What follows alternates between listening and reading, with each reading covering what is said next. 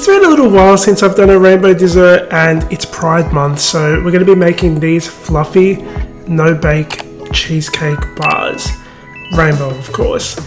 Now, they don't have any gelatin in them, and they're really, really fluffy, so if you want to find out how to make them, keep watching.